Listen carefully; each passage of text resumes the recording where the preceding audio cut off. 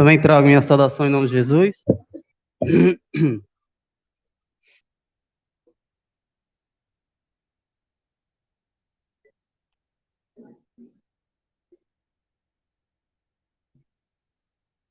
Irmãos, abrir nossas Bíblias no Atos dos Apóstolos, capítulo 9.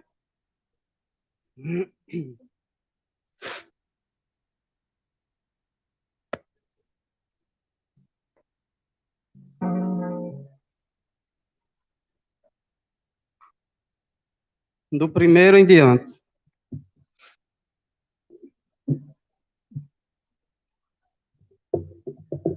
Os irmãos que acharam, digam amém. Amém. Quem não achou, diga misericórdia. Amém, então. Leiamos. Saulo, respirando ainda ameaças e morte contra os discípulos do Senhor, dirigiu-se ao sumo sacerdote e lhe pediu cartas para as sinagogas de Damasco, a fim de que, caso achasse algum que era do caminho, assim homens como as mulheres, o levasse preso para Jerusalém. Seguindo ele estrada fora, ao aproximar-se de Damasco, subitamente uma luz do céu brilhou ao seu redor, e caindo por terra, ouviu uma voz e lhe dizia: Saulo, Saulo, por que me persegues? Ele perguntou: Quem és tu, Senhor? E a resposta foi: Eu sou a quem tu persegues. Mas levanta-te e entra na cidade, onde te dirão o que te convém fazer. Os seus companheiros de viagem pararam emudecidos, ouvindo a voz, não tendo, contudo, ninguém. Então se levantou Saulo da terra e, abrindo os olhos, nada podia ver. E, guiando-o pela mão, levaram-no para Damasco. Esteve 3 dias sem ver, durante os quais nada comeu nem bebeu. Ora, havia em Damasco um discípulo chamado Ananias. Disse-lhe o Senhor numa visão: Ananias, ao que respondeu: Eis-me aqui, Senhor. Então o Senhor lhe ordenou: Dispõe-te e vai à rua que se chama Direita, e na casa de Judas procura por Saulo, apelidado de Tarso, pois ele está orando. E viu entrar um homem chamado Ananias e impor-lhe as mãos para que recuperasse a vista. Ananias, porém, respondeu: Senhor, de muito tenho ouvido a respeito desse homem. Quantos males tem feito aos teus santos em Jerusalém? E para aqui trouxe a autorização dos principais sacerdotes para prender a todos os que invocam teu nome. Mas o Senhor lhe disse: Vai, porque este é para mim um instrumento escolhido para levar meu nome perante os gentios e reis, bem como perante os filhos de Israel. Pois eu lhe mostrarei quanto lhe importa sofrer pelo meu nome. Então Ananias foi, e entrando na casa, impôs sobre ele as mãos, dizendo: Saulo, irmão, o Senhor me enviou a saber o próprio Jesus, que te apareceu no caminho, por onde vinhas, para que recupereis a vista, fique cheio do Espírito Santo. Imediatamente lhe caíram dos olhos como duas escamas, e tornou a ver. A seguir, levantou-se e foi batizado. Depois de ter alimentado, sentiu-se fortalecido. Então, permaneceu em Damasco alguns dias com os discípulos. E logo pregava nas sinagogas a Jesus, afirmando: O que é este Filho de Deus? Ora, todos os que ouviam estavam atônitos e diziam: Não é este que exterminava em Jerusalém os que invocavam o nome de Jesus? E para si veio precisamente por fim de nos levar amarrados aos principais sacerdotes? Saulo, porém, mais e mais se fortalecia e confundia os judeus que moravam em Damasco, demonstrando que Jesus é o Cristo. Amém, irmãos? Irmãos, eu gostaria de aproveitar o momento, certo? Para trazer um testemunho de um rapaz. Se os irmãos quiserem sentar um pouquinho, podem ficar à vontade. Quando nós vamos ver aqui a história de Paulo, né? Ele foi uma pessoa, foi uma pessoa da lei, né? Da lei, que nascido em berço, né? Por assim dizer, cristão, né? Do tempo. E ele perseguia os cristãos, maltratava os cristãos, matava os cristãos, mas ele achava que estava certo, ele achava que fazia uma coisa certa, né? Porque ele estava cego espiritualmente falando. Ele não conseguia enxergar. Ele não conseguia enxergar o que Jesus, o que Deus estava querendo falar para ele quando ele perseguia os cristãos e os cristãos não negavam, né? Os cristãos não negavam, os cristãos suportavam as dores e mesmo assim não negavam o evangelho, não negavam o nome de Cristo. E ele não ouviu a voz de Cristo, a voz de Deus nesses momentos. Ou seja, Deus já tinha falado com ele várias vezes, ele não conseguia compreender que Jesus, o Cristo, Deus, estava querendo falar com ele.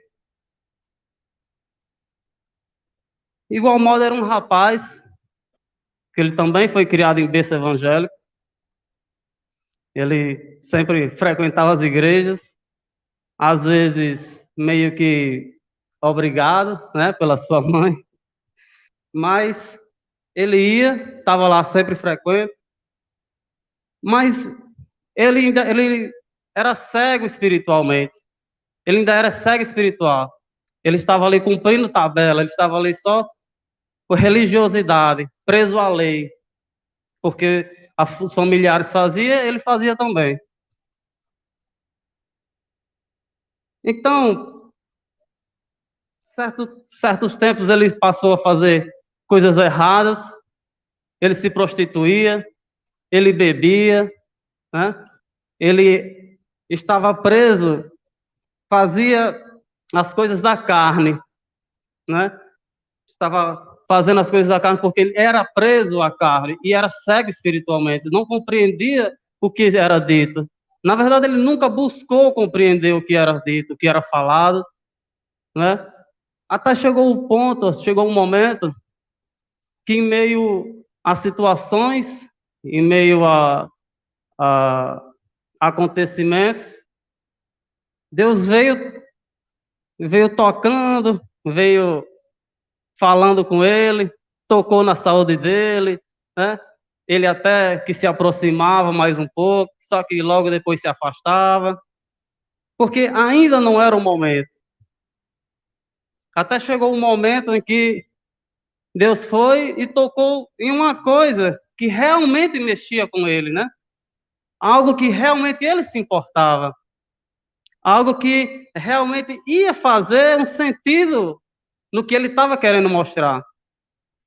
Então, Deus foi e tocou na, na saúde da mãe dele.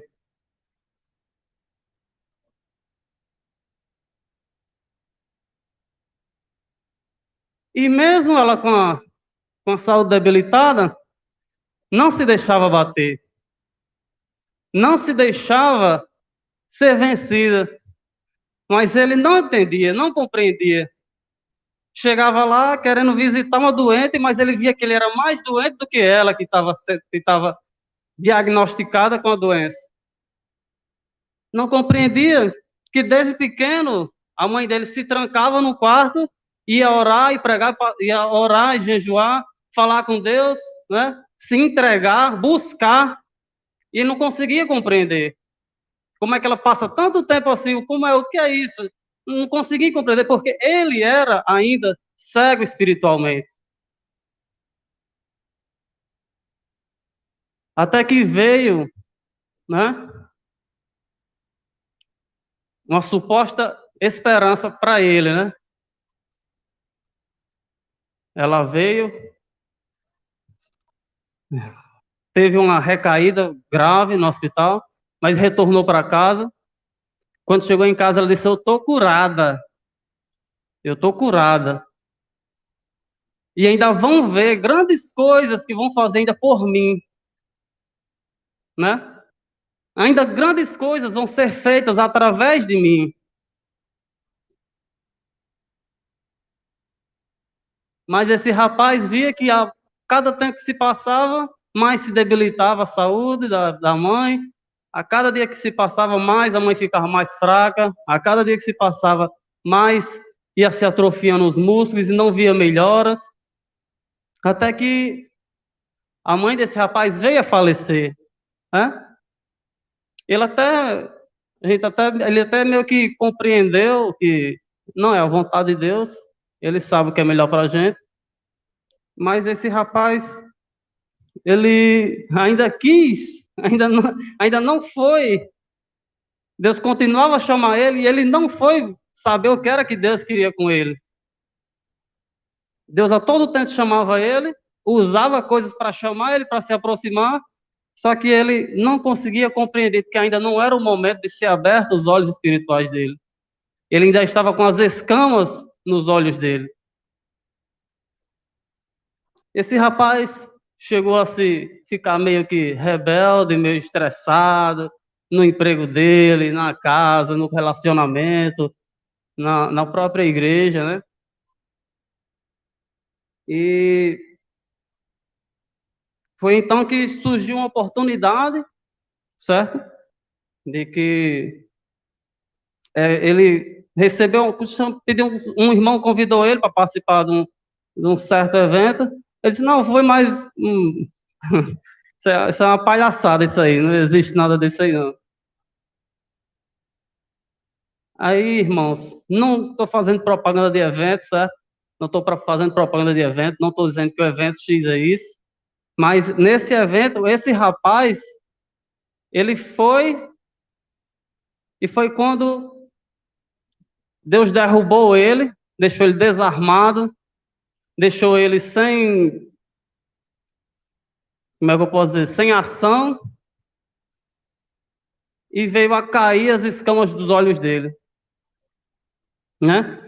Então ele viu que ele precisava fazer algo a mais para poder ser aberto os olhos espirituais cada vez mais. Então ele foi buscar.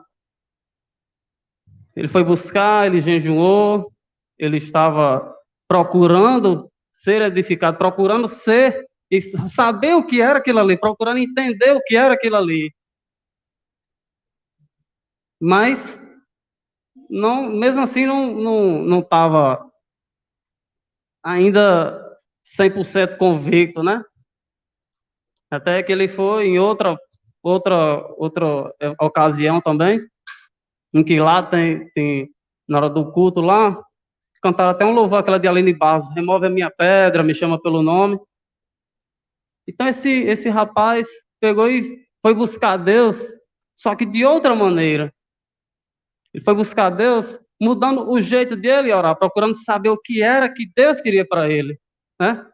Ele orava perguntando, Deus, o que é que o Senhor quer de mim? Deus, o que é que o Senhor quer para a minha vida? Deus, o que é que o Senhor quer?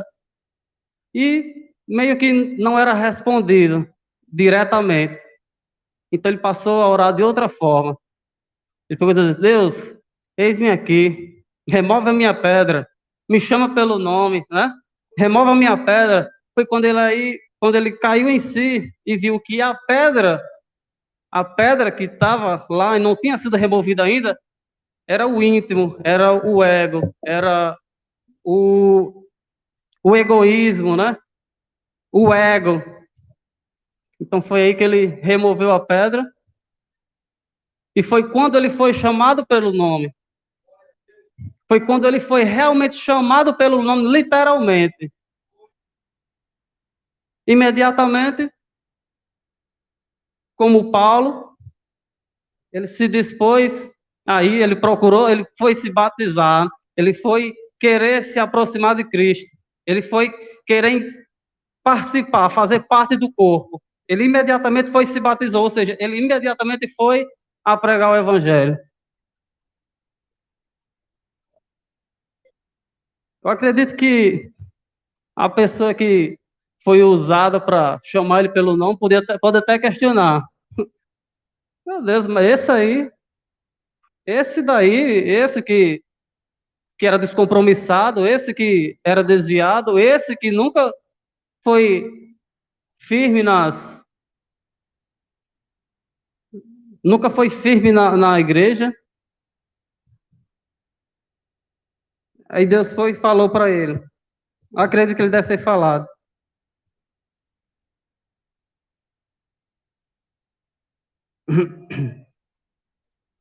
Mas, Senhor, o Senhor disse: vai, porque este é para mim um instrumento escolhido para levar o meu nome perante os gentios, os reis, bem como perante os filhos de Israel. Pois eu lhe mostrarei quanto lhe importa sofrer pelo meu nome. Então ele foi chamado. Então ele está obedecendo o chamado de Deus, está se esforçando. Ele está se esforçando, está tentando, está buscando, está fazendo a parte dele. Ele não sabe de nada. Quando ele foi chamado, ele disse, mas eu não sei de nada, eu não sei de nada, eu sou incapaz. Quando é hoje, ele pegou e descobriu que continua sendo incapaz. Ele continua não sabendo de nada. Ele continua não sabendo pregar. Ele continua não sabendo falar palavras bonitas. Ele continua não sendo um teólogo. Mas ele se dispôs à vontade de Deus. Ele se dispôs a querer fazer a vontade de Deus. Porque antes mesmo de ele nascer, Deus já sabia que ele ia ser escolhido, seria escolhido. Uma vez esse rapaz chegou até para um amigo dele, um primo dele. O primo dele estava meio que rebelde. Pegou e falou: rapaz, procure buscar mais, procure ver umas pregação, procure pastor tal, foi umas pregação. Ele disse: quem é você, Isaac? Esse rapaz era Isaac. Quem é você, Isaac? Para vir me dizer alguma coisa do tipo.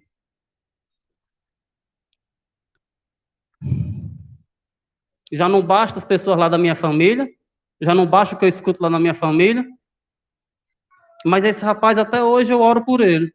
Esse rapaz continua orando por ele, né? Não só por ele, mas como vários rapazes eu continuo, várias outras pessoas eu continuo orando por eles.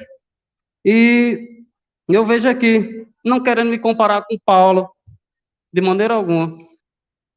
Temos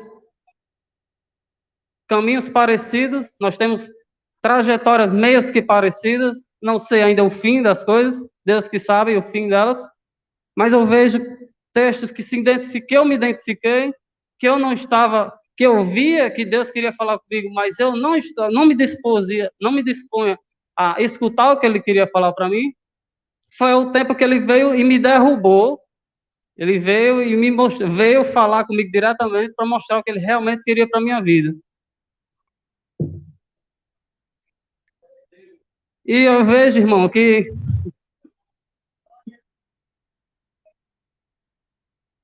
assim como Paulo também, quando ele começou a pregar o evangelho, quando ele começou a falar, né? Assim que ele começou a pregar, pessoas vinham e chegavam para ele e diziam: esse aí que matava os crentes, esse aí que perseguia.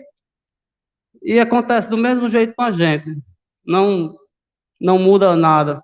Esse aí, o descompromissado, esse aí que não ia para a igreja, esse aí que era isso, esse aí que era aquilo, realmente, irmão, era. Realmente, irmão, somos pecadores. Eu tenho convicção dos meus pecados. E quando nós temos convicção dos nossos pecados, é muito bom porque nós decidimos se queremos nos arrepender, mesmo que meio obrigados, nós decidimos querer pedir perdão ou não. Quando nós temos convicção, quando nossos olhos estão abertos, quando nós estamos com os olhos espirituais abertos, nós reconhecemos os nossos pecados. E quando nós reconhecemos os pecados, é uma ótima oportunidade de nós nos arrependermos e pedirmos perdão a Deus. Isaac não é uma pessoa que não peca. Todos nós pecamos. Para Deus não existe pecado, pecadinho e pecadão. A diferença são as consequências. Tudo é pecado. Tudo é pecado.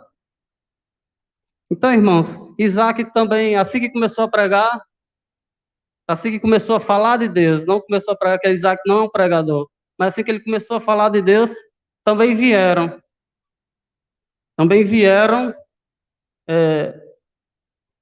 acusações, né? E ele meio que quis se retrair. Mas aí, em meio à busca, em meio à troca de aconselhamentos, à troca de experiências, teve quem chegou para ele também e disse: Não, Isaac, é assim mesmo. Não, Isaac, é desse jeito. Tem que ser assim mesmo. E tem que ter esse tipo de gente, não, porque é desse jeito que vai ver quem são os reais, né?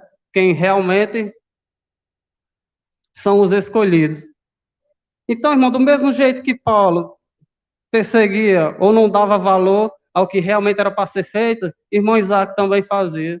Do mesmo jeito que Paulo, do mesmo jeito que Deus falava com Paulo e Paulo não escutava, Isaac também, Deus falava com Isaac, Isaac não escutava. Foi até o momento que Deus chegou e derrubou Paulo, do mesmo jeito que chegou, derrubou Isaac, foi meio que diretamente, chegou para ele, e foi quando ele abriu os olhos, né? E houve o interesse em querer saber o que era que Deus queria com ele. Irmão, o que eu tenho para dizer é que, irmão Lúcia, Deus já tem, certo? Irmão Pastor José Lopes, Deus já tem.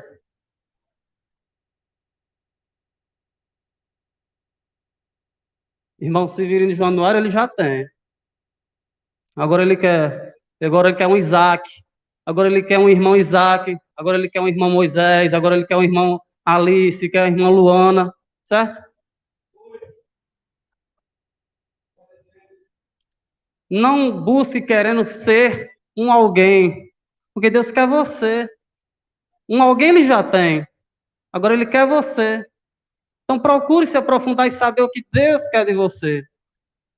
Porque quando nós estamos na carne, nós agimos com as concupiscências da carne.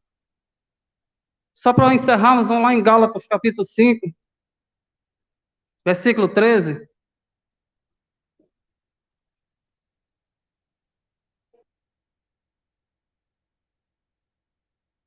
A partir do 13 fala o seguinte: Porém, vós, irmãos, fostes chamados à liberdade, porém não useis a liberdade. Não, irmão, perdoe, a partir do 16. Digo, porém, andai no Espírito, e jamais satisfazeis as concupiscências da carne, porque a carne milita contra o Espírito, e o Espírito contra a carne. Porque são postos entre ti, para que não façais o que porventura seja o vosso querer. Mas se sois guiados pelo Espírito, não estáis sobre a lei. Ora, as obras da carne são conhecidas por prostituição, impureza, lascívia, idolatria, feitiçaria, inimizade, porfias, ciúmes, iras, discórdias, dissensões, facções, invejas, bebedices, glutonarias e coisas semelhantes. E estas a respeito das quais vos declaro, como já outrora vos previ, que não herdarão o reino de Deus os que tais coisas praticam, mas o fruto do Espírito é amor, alegria, paz, longanimidade, benignidade, bondade, fidelidade, mansidão, domínio próprio. E contra essas coisas, irmão, não há lei. Contra essas coisas não há lei. Se você está no Espírito,